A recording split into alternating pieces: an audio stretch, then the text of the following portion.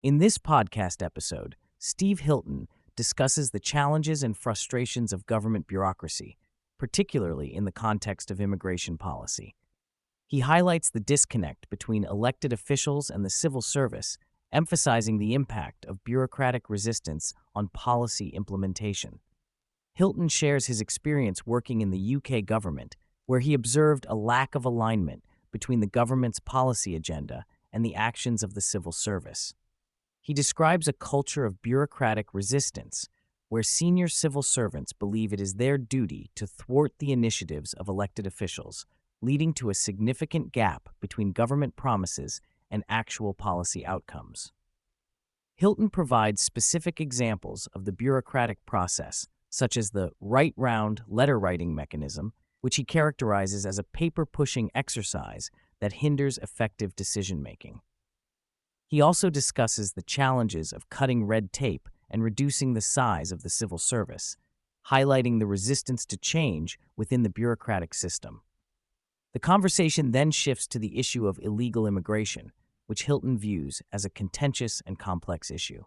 He acknowledges the moral and practical considerations surrounding immigration, but emphasizes the importance of controlled and fair immigration policies. Hilton expresses frustration with the failure of successive governments to effectively address illegal immigration, despite promises to do so.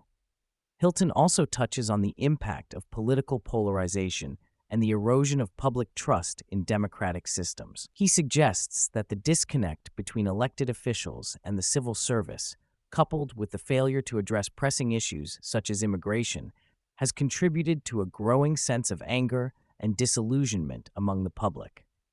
Hilton emphasizes the need for a radical re-engineering of government, pointing out that the current system feels inadequate in delivering on its promises. He advocates for the decentralization of power, suggesting that neighborhoods should have more control over their own governance. He highlights the importance of the coalition agreement, which aimed to decentralize power and put agency and budgets in the hands of people and neighborhoods, but laments that this vision was never fully realized. The conversation then shifts to the political landscape in the United States, with Hilton discussing the rise of Donald Trump and the frustrations that led to his election.